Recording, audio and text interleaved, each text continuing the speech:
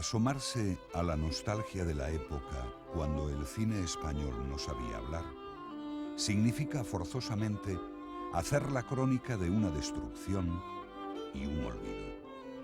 Porque la mayor parte de las películas rodadas a lo largo de las 3 primeras décadas de nuestro siglo ya no existen, se han perdido irremediablemente o se encuentran en mal estado de conservación.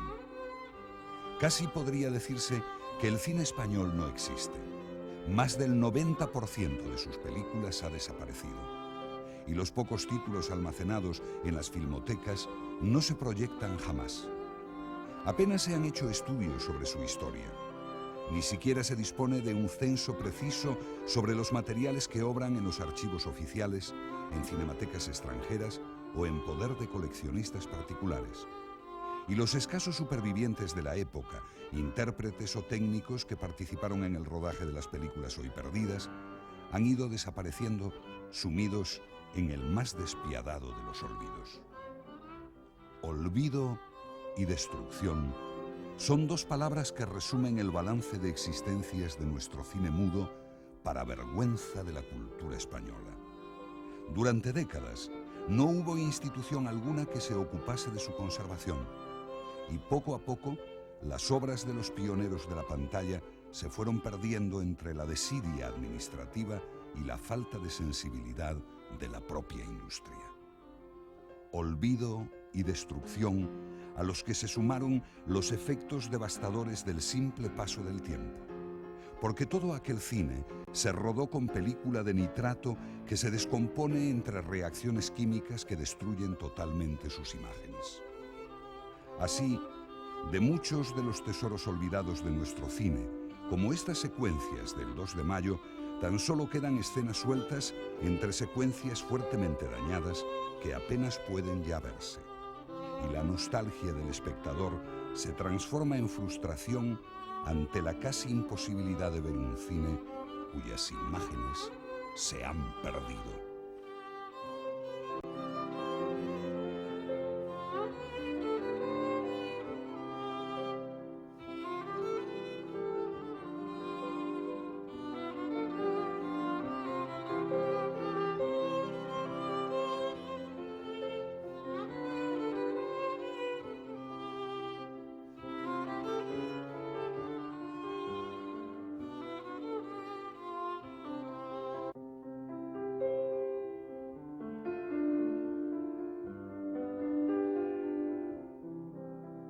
Las primeras películas rodadas en España se deben a Promio, un técnico enviado desde París por los hermanos Lumière para introducir en España su invención de la fotografía en movimiento. Afortunadamente, los archivos franceses han guardado sus imágenes hasta hoy.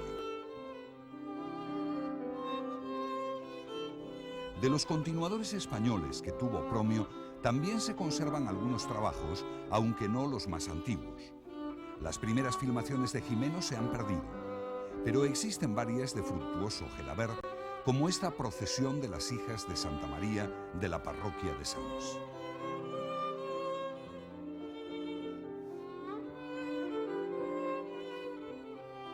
Una de las producciones dramáticas más antiguas de nuestro cine es El Hotel Eléctrico, rodada en 1905 por Segundo de Chaumont, sin duda la personalidad más interesante entre los pioneros y su único creador con proyección internacional.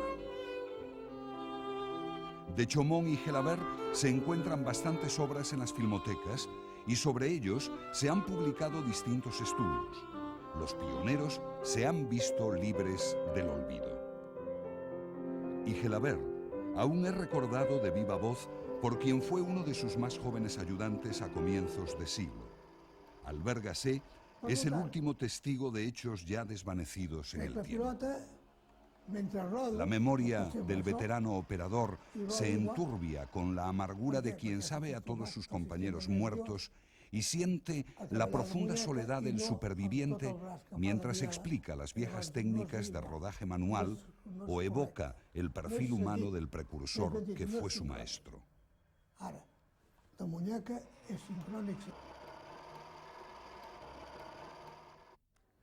Gelabert jo que el recordo, si li haig de dir, com un pare. perquè efectivament podia, en aquells moments ja podia ser pare meu. Era un nano de 12 anys, que em va veure enfilat dalt d'un arbre, que jo anava als estudis a veure com rodaven, i aprofitava un àngol que tenia la porta gran oberta, i ja es veu que ja feia dies que em veia, llavors em va cridar i em va dir: nano, vine cap aquí, què fas aquí? Estava mirant i t'agrada el cine molt. I què t'agradaria ser amb el cine? Què t'agradaria fer? Doncs jo vaig, se'm va ocórrer dir-me director. I llavors va ser quan li va dir amb l'amo dels estudis, el Julio Sanz, diu: mira, ja tenim un altre Griffith. I em va quedar aquest nom de Griffith. I això és una cosa que la recordo, i cada vegada que em deia, m'aconsellava alguna cosa, em deia: fill meu, fes així, mira, Griffith, vine cap aquí, i això es fa així, així, així, així.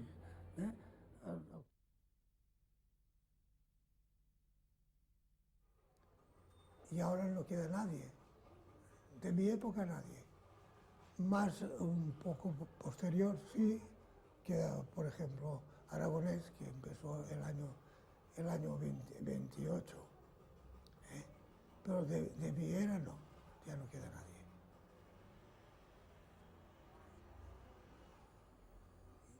No.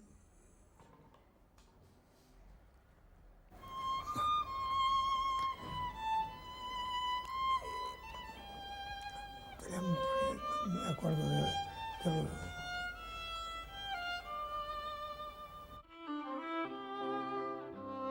Isabelita Ruiz, Alfredo Hurtado, Alexia Ventura. Más doloroso aún que recordar los tiempos perdidos es olvidar tantos nombres que fueron famosos en las cabeceras de cartel. José Montenegro, Inocencia Alcubierre, Manuel San Germán, Laura Pinillos, Pitouto, Varillas. Son demasiados los nombres que forman la nómina del olvido del cine español. Pedro Larrañaga, Lidia Gutiérrez, Javier Rivera, Amelia Sánchez. Rostros que brillan en viejas fotografías de películas que nadie ha visto desde hace 60 años. Cintas producidas por compañías desaparecidas que gozaron el éxito en las pantallas o acabaron en la ruina. Empresas a las que el paso del tiempo ha igualado en el olvido. Patria Films, Barninógrafo, Garrigó Hispania Films, Linares, Cosmos, Española, Condal Films, Atlántida, Royal, Goya Films. Y directores que posaron ante los fotógrafos para los álbumes de celebridades de la época. Noriega, Bush, Perojo, Beltrán, Muria, Orduña. Cineastas a los que no se rodaron entrevistas cuando aún vivían y eran capaces de relatar sus experiencias. De todos ellos, nuestro equipo de investigación tan solo ha localizado una entrevista con Ramón Baños, realizada una década atrás para el circuito catalán de televisión española. Jo, en aquella època, era el director tècnic dels estudis Argos Films, una empresa que era per fer pel·lícules i laboratoris. Un dia es va presentar tota una trup francesa i amb el seu capitalista, que era un tal Charles Drosner, i portaven la idea de fer nada menos que la vida de Cristóbal Colón.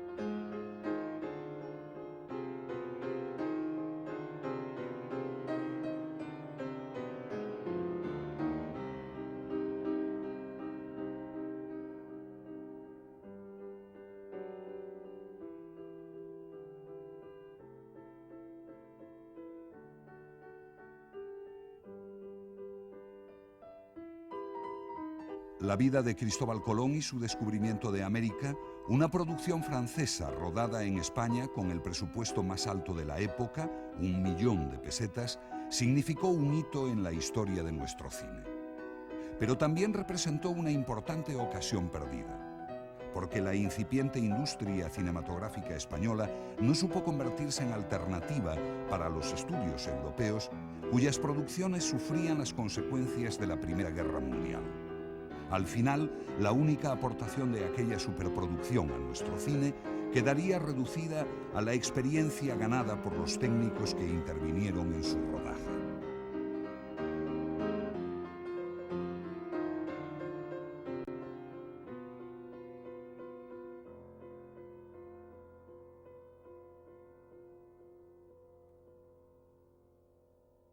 Nosaltres, els dos operadors, que érem, vamos, el Francesc i jo, teníem que estar pendents d'ell, que ens marcava un quadre on se tenien que moure els artistes, no podien passar d'allà, perquè nosaltres teníem unes càmeres, uns caixons de fusta amb un sol objectiu, un 4-5, i amb aquella màquina ho tenien que fer-ho tot.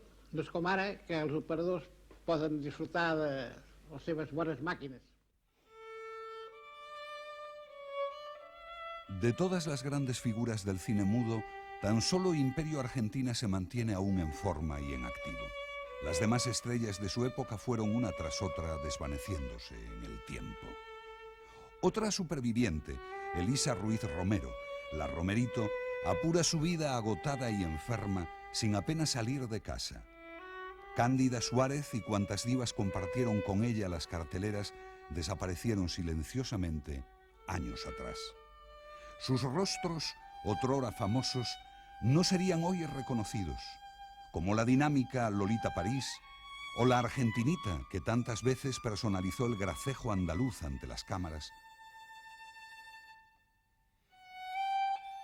o Marina Torres, protagonista de rancios melodramas en los albores de nuestro cine.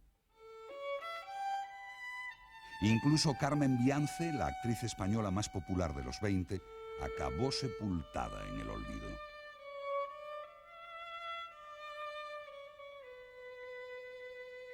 Tan solo los grandes mitos escénicos mantienen su lugar en la memoria colectiva, como la cupletista Raquel Meyer o la eximia Margarita Xirgu, cuyas exageradas actuaciones en la pantalla no hacen honor a su recuerdo venerado en el mundo del teatro. Y aún pueden recogerse testimonios de veteranos del cine que compartieron con ella las luces de las candilejas.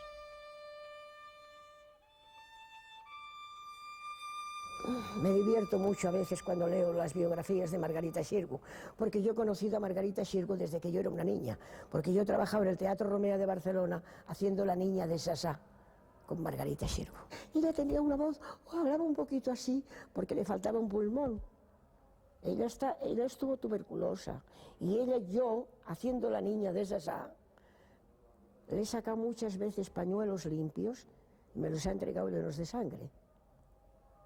Muchas veces, que eso me parece a mí un poquito peligroso, ¿no?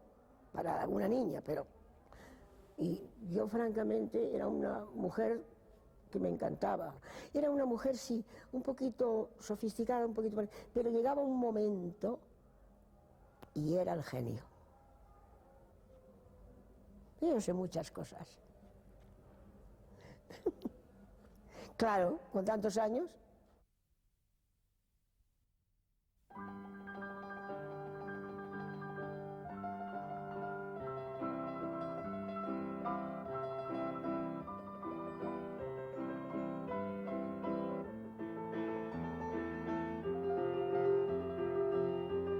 La aldea maldita, obra maestra del cine español mudo, rodada cuando las primeras películas sonoras americanas empezaban a proyectarse en Europa, es el único título que ha superado las barreras del tiempo.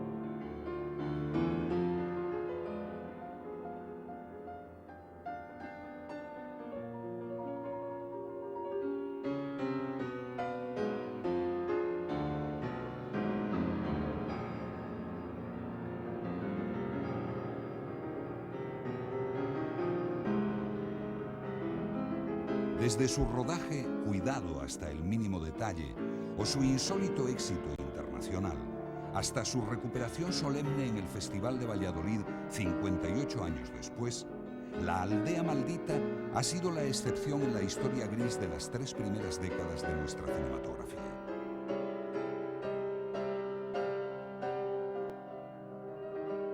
Una historia con más luces que sombras, caracterizada por el olvido. Un olvido protagonizado por todos, desde la propia Academia del Cine, que ni siquiera tiene censados a los supervivientes de la época, hasta las filmotecas, los estudiosos y los espectadores más cinéfilos.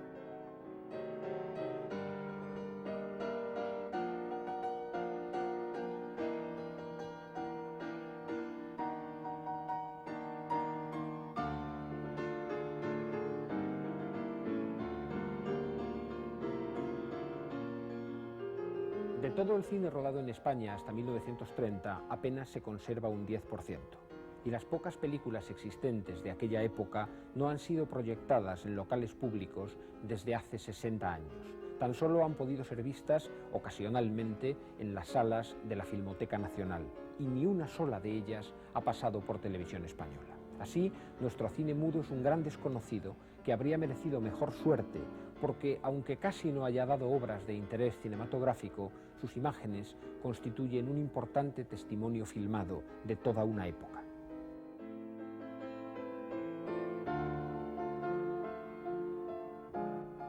En contraste con la siempre reconocida calidad de La aldea maldita, cuyas imágenes ofrecían una visión de la vida en la Castilla rural con una óptica de realismo poético, otras muchas producciones de nivel artístico mucho más bajo se han visto revalorizadas con el paso del tiempo por su interés documental, gracias al retrato de ambientes y personajes de la época.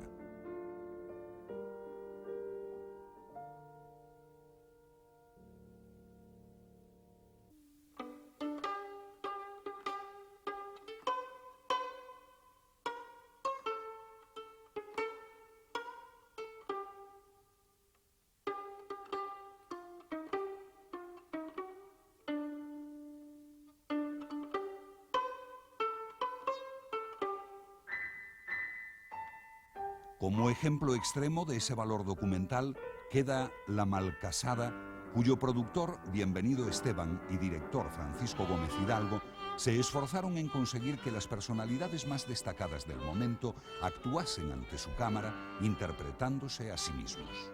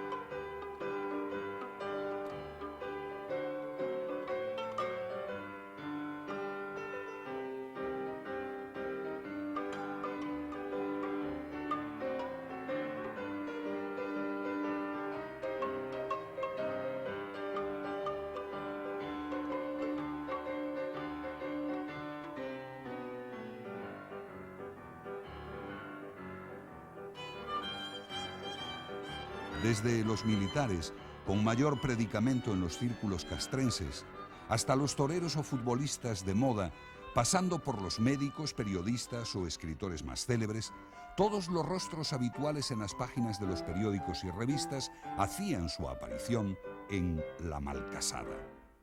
Y lo que era un melodrama lleno de tópicos, cuyas 2 horas y media resultaban interminables, acabaría convirtiéndose en una inestimable galería de famosos para los archivos de imagen, más allá de su turbio argumento a base de toreros donjuanescos, esposas abandonadas con criaturas aún lactantes y el obligado refugio en la caridad cristiana como receta para el olvido de amores imposibles y tentaciones pecaminosas. Pero lo cierto es que la mayor parte del escaso cine mudo español que se conserva tiene como único elemento de consideración su propio valor histórico junto a la nostalgia que sus imágenes despiertan. el cine como industria, para mí, no nace hasta los tiempos de la República. En realidad, todas las órdenes y reales decretos que aparecen en España desde 1897 a 1928 son órdenes y reales decretos, son disposiciones que afectan a la higiene de los espectáculos públicos, a la seguridad de construcciones de locales, a la prevención de incendios. Hay un momento en que se incorpora el cine a la propiedad intelectual a través de la sociedad de autores. En fin, todo viene a ser, excepto la celebración en octubre de 1928 del primer Congreso Español de Cinematografía, desde donde se pide al gobierno, no quiere decir que se obtenga, que dicte normas de ayuda y de protección al cine.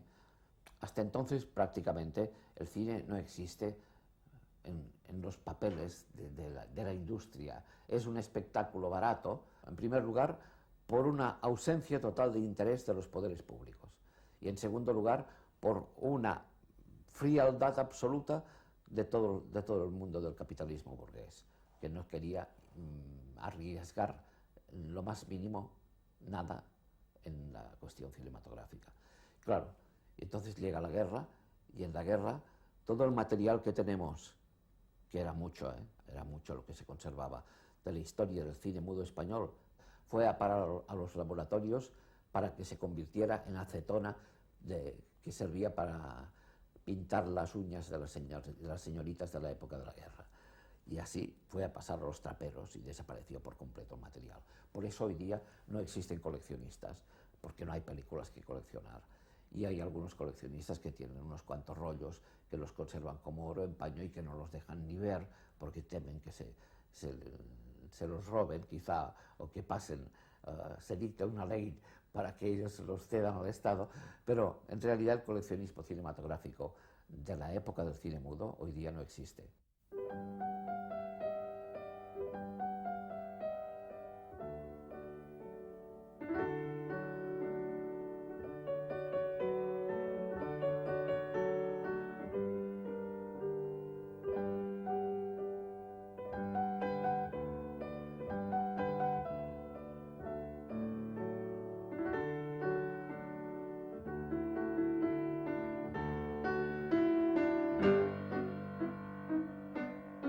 El escobazo censor ha sido la única política constante de la administración con el cine español.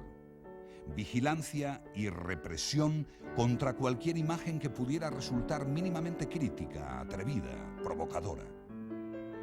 Si nuestro cine mudo nunca gozó de la protección del Estado, en cambio siempre estuvo severamente controlado por los gobiernos. Así, los efectos de la censura, especialmente desde 1921, se sumaron a las malas condiciones objetivas que dificultaban el desarrollo del cine español, recortando sus posibilidades expresivas. Con los temas políticos y las cuestiones sociales totalmente ausentes de sus imágenes, las películas de la época evidenciaban los rigores de la censura en una moral estrecha que consideraba pecado la ternura y convertía la picardía en delito. Cualquier aproximación física de los personajes queda ejemplarmente castigada. Y es más fácil encontrar secuencias con bofetadas, pinchazos, empujones, reproches o gestos de casta renuncia que abrazos apasionados.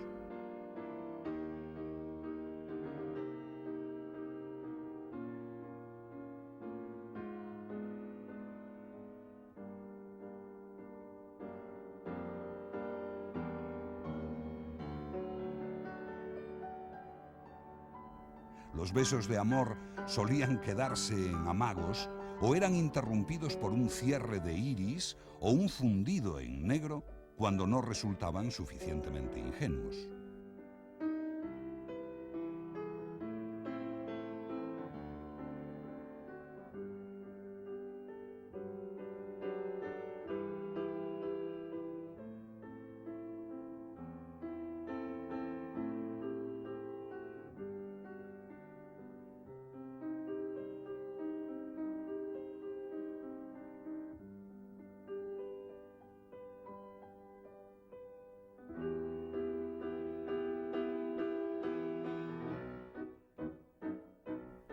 La tentación carnal solía personificarse en hembras exuberantes con ropajes exóticos, pero jamás llegaban a consumarse las insinuaciones, y generalmente todo acaba siendo un sueño inalcanzable.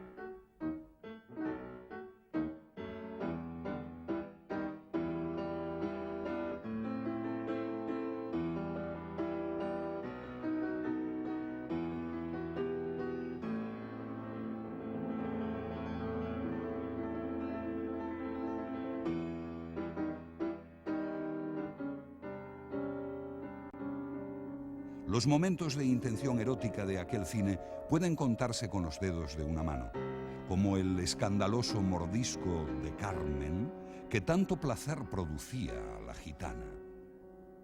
Sin embargo, mientras la realidad se falseaba sobre las pantallas comerciales, otro tipo de cine, explícito hasta la pornografía, se rodaba clandestinamente y se exhibía en pases privados que, según las malas lenguas de entonces, no excluían de sus circuitos secretos a la sala de proyecciones del Palacio Real ni a la residencia del dictador Primo de Rivera.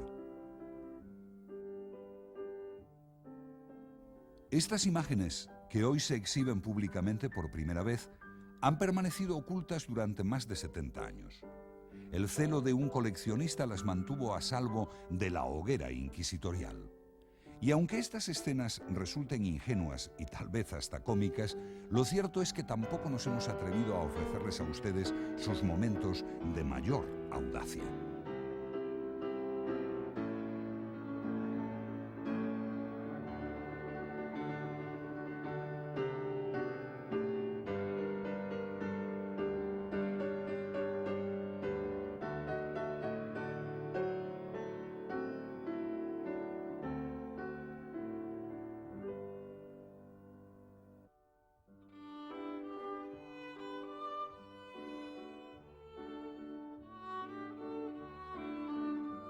En los archivos de la Filmoteca Española se guardan las pruebas de la existencia de decenas de películas que se han perdido para siempre. Carteles, fotografías, documentos y anuncios de numerosos títulos constituyen los rastros tangibles de un cine fatalmente desaparecido. Melodramas, comedias, intrigas por episodios, adaptaciones de clásicos, españoladas, producciones ambiciosas que suscitaron la polémica y films ignorados, todos con el denominador común de ser películas irrecuperables. Las causas objetivas de la destrucción de todo aquel cine estuvieron en la falta de filmotecas que lo conservasen, en la desaparición de las empresas propietarias de los negativos, en los incendios que destruyeron varios laboratorios donde se almacenaban las películas, en la venta del celuloide para aprovechar sus componentes químicos y en el propio deterioro producido por el paso del tiempo sobre los nitratos primitivos. Pero a todo ello hay que sumar la responsabilidad administrativa, porque ordenó la destrucción de todas las copias, incluso los negativos originales de nitrato, sin exigir su copiado previo sobre film de seguridad. El Nodo, Televisión Española y la propia Filmoteca Nacional convirtieron en cenizas cientos de miles de metros de películas, muchas veces sin obtener copias o haciéndolo de modo tan deficiente que hoy resulta imposible utilizarlas. A la quema de 1961 escaparon muy pocos nitratos y sobre ellos prosigue implacable la acción destructora del tiempo. Según la Federación Internacional de Filmotecas, para el año 2000 no quedará un solo metro de nitrato con imagen visible en todo el mundo. Bajo tierra, en el búnker de cemento que la Filmoteca Española construyó para almacenar sus materiales fílmicos de alto riesgo, se atesoran las latas con los últimos nitratos existentes. Algunos se mantienen en negativo sin haber sido copiados todavía, positivándose en el telecine para la inclusión de sus imágenes en este programa.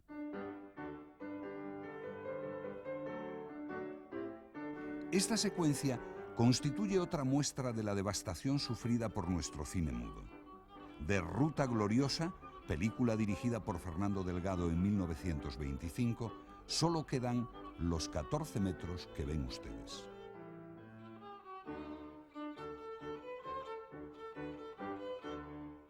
De Noche de Alboradas, una de las obras más significativas del cine valenciano, dirigida por Maximiliano Tous, también en 1925, apenas se conserva un minuto, con escenas de corte más documental que dramático.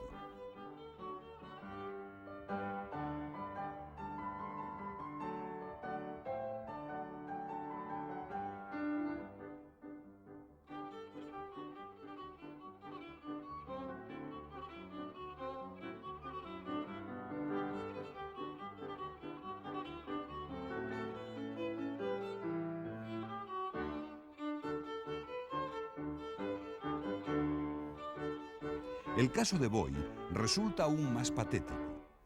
Se han salvado únicamente unas imágenes en que el director aparece dando instrucciones a los intérpretes, pero ni un solo fotograma del film que constituyó un gran éxito para Benito Perojo.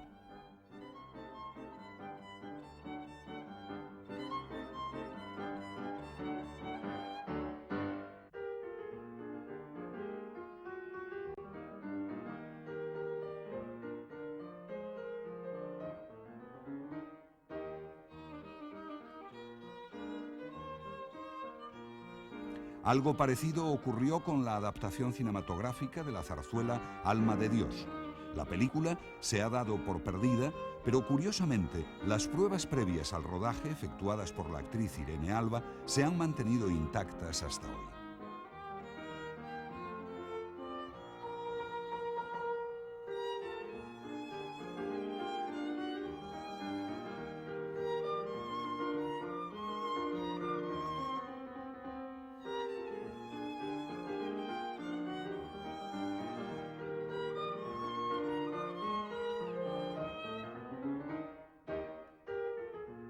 De otros títulos incompletos queda un metraje más extenso. Por ejemplo, de La ilustre Fregona, realizada por Armando Pou y estrenada en el madrileño Palacio de la Música en 1928 con enorme éxito, pueden verse 9 minutos con algunas escenas completas.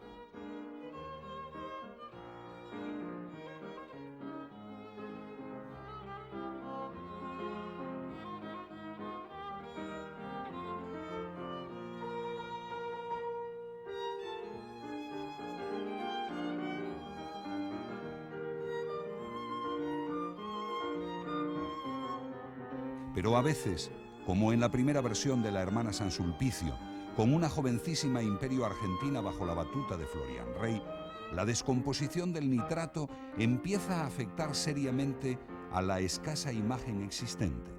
Apenas 3 minutos en muy mal estado de conservación.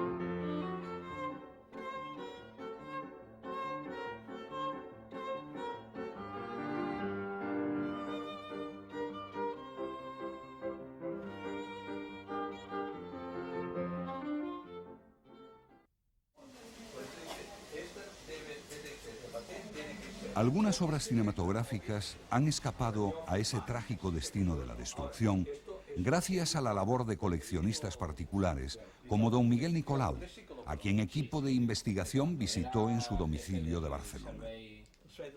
En un rincón del salón, unas latas ocultaban varias películas de principios de siglo. Y entre ellas encontramos 2 piezas que pueden calificarse como incunables del cine español. 2 títulos perdidos. 2 copias únicas en el mundo cuyo propietario había guardado celosamente durante décadas, negándose hasta ahora a que se proyectasen en público.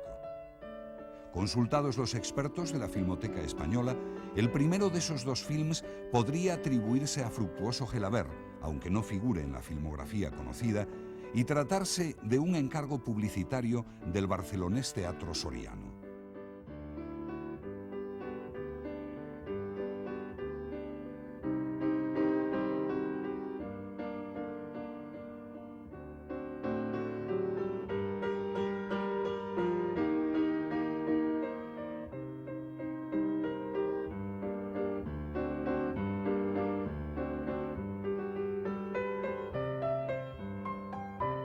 Rodada en el puerto de Barcelona, la película incluye una ingeniosa escena submarina lograda mediante superposición de imágenes. El estado de conservación es excelente y evidencia los cuidados recibidos de manos del coleccionista, manteniendo al nitrato libre de descomposiciones químicas mediante constantes revisiones y limpiezas periódicas. Las películas se tienen que conservar, estando sobre ellas casi cada medio año, cuidándolas, y luego también poner una preparación para que queden humedecidas. O sea, hay una fórmula la fórmula es alcohol alcanforado, como decía, y luego vaselina y agua en partes iguales. Y esto con un papel chupón se pone dentro de la caja, que no dé en la película, que haya una tela que lo prive, y dentro esto conserva la humedad. Pero una película cuando ya está muy reseca ya es muy difícil, que se rompe como el vidrio. Ponerlo en la máquina, pues hay veces que... La eficacia de tal fórmula puede comprobarse también en esta película, atribuible a la principal figura de los inicios del cine en España, Segundo de Chomón. Al cabo de más de 80 años, tanto el soporte de nitrato como las tinturas empleadas en el coloreado manual de sus fotogramas se mantienen sin acusar la acción del tiempo.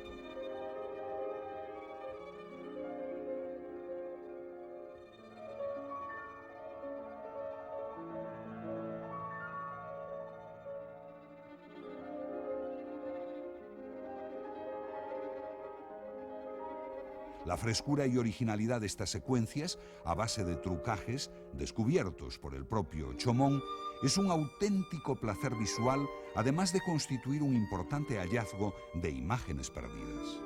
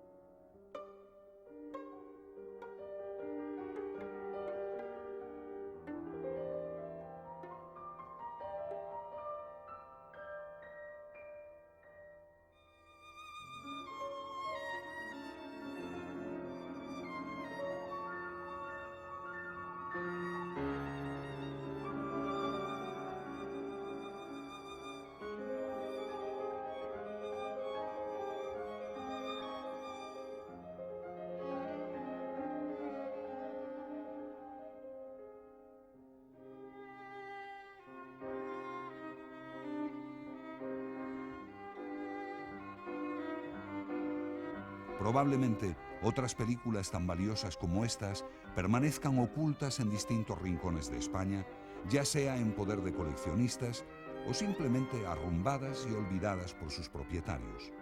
Y ojalá la emisión de este programa sirviese para facilitar su recuperación. De hecho, hace pocos meses se producía el descubrimiento de varias películas que se habían dado por perdidas. En la buhardilla de un viejo caserón deshabitado y alquilado como almacén de materiales del horno de un pastelero, alguien descubrió una pila de latas oxidadas conteniendo viejos rollos cinematográficos. Las películas las encontramos en una buhardilla, en Benissa, en un pueblo de Alicante. Supimos enseguida que se trataba de las películas que Barcinógrafo hizo con Margarita Xirgu. Vimos los títulos de La reina joven, El beso de la muerte, El nocturno de Chopin y Alma torturada. y las encontramos en un avanzado estado de descomposición. Estaban en un estado de abandono total realmente. Las trasladamos en un camión frigorífico en principio hacia Valencia, era en verano y había que evitar que temperaturas altas pudieran producir su combustión espontánea, y desde Valencia las llevamos a Madrid para que en el laboratorio de limpieza se pudiera paralizar ese estado de descomposición. Su reconstrucción, su restauración va a ser una restauración complicada y difícil. También desconocemos si están completas las películas, y junto a estas películas de Margarita Xirgu también encontramos algunas producciones que faltarán determinar de dónde son, extranjeras, tanto de producciones italianas como alguna producción francesa, y todas son películas que rondarían entre el año 16 y el año 20. Aunque muchos metros de las películas encontradas en Benissa se hallaban en avanzado estado de descomposición, buena parte de sus imágenes podrán ser recuperadas. Para ello, hará falta un largo y delicado proceso de reconstrucción. Proceso que se inicia con un cuidadoso desenrollado, un examen minucioso del film y un lavado y secado que paralicen el proceso químico de destrucción del nitrato. Una vez reparadas las roturas y deformidades sufridas por la película, esta entrará en la última fase de su restauración. Sus fotogramas habrán de ser estudiados uno a uno para eliminar los defectos que acusen. Para ello, la Filmoteca Española emplea una máquina de copiado desarrollada por el veterano operador Juan Mariné. Con ella se logra el emplazamiento correcto de cada fotograma para dar estabilidad a la imagen, y a la eliminación de rayas, marcas o manchas se añade incluso la corrección de posibles defectos de origen, ya sean desigualdades de luz producidas en el mismo rodaje o fallos en los revelados que eran frecuentes dado el carácter artesanal en los tiempos del cine mudo. Nuestra máxima es que nunca debemos dar nada por perdido, no lo damos.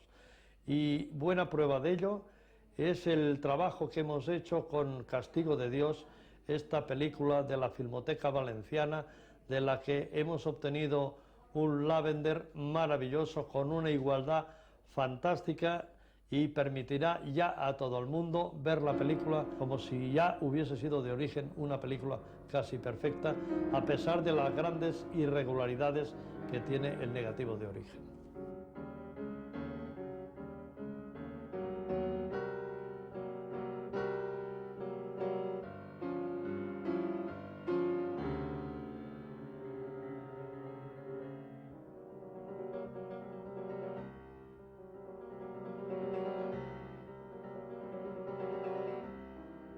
Esta película ha llegado aquí en unas condiciones terribles. Tenía grandes roturas de perforación hasta el punto que ha habido que poner alrededor de 25 metros de perforación falsa para que poder circular por los aparatos. Esta película estaba muy mal revelada, estaba muy mal rodada, y hemos tenido que hacer un estudio densitométrico de la película, y buena prueba de ello es que lleva hasta 5 clases de revelado distinto. Todas estas rayas e impurezas que pueden advertirse en el telecinado del nitrato original de Castigo de Dios han desaparecido en la copia restaurada, permitiendo una proyección de gran calidad en el estreno que la Filmoteca de la Generalitat Valenciana efectuó del título recuperado bajo su patrocinio para la historia del cine español.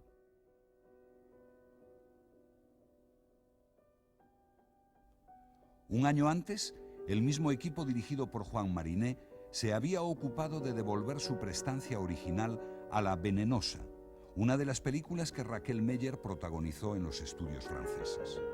A partir de una vieja copia en nitrato, propiedad de la Filmoteca de la Generalitat de Cataluña, se efectuó una reconstrucción, manteniendo los virados a distintas tonalidades de su época, cuya perfección provocó el asombro y los elogios de los especialistas norteamericanos y franceses que la examinaron.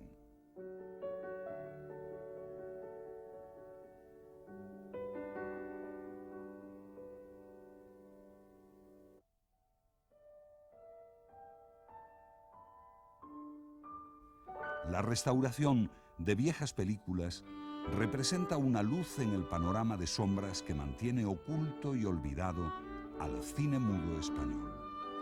y los esfuerzos de recuperación que se están haciendo no son más que mínimos pagos de una enorme deuda acumulada durante décadas de desinterés oficial, desidia administrativa y olvido general. En definitiva, al recordar aquellas viejas películas, al devolver a las pantallas algunas de sus imágenes perdidas, lo que se hace es encontrar las señas de identidad más antiguas de nuestro cine, en las obras de quienes fueron sus primeros directores y operadores, e impedir que se desvanezca del todo una memoria que ya han perdido incluso los escasos supervivientes de los días cuando el cine español no sabía hablar.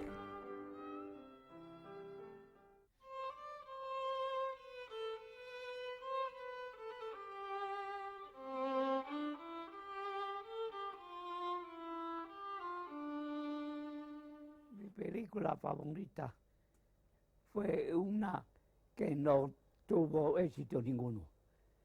Me costó trabajo hacerla. Y la cuestión de hacerla la hacía por mediación de Bush. Y la cuestión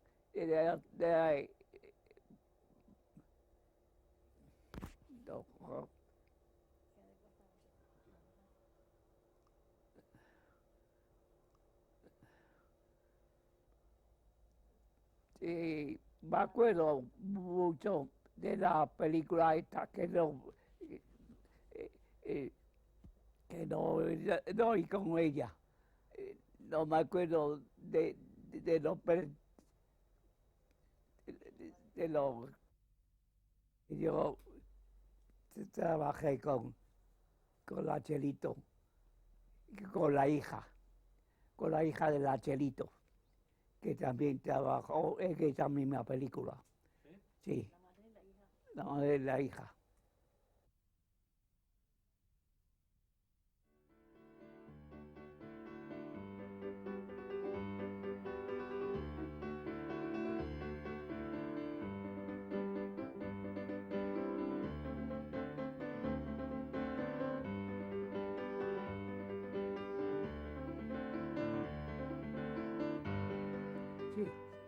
Sí. Fue una época muy feliz, muy feliz. Mejor que ahora. No había tanto lío.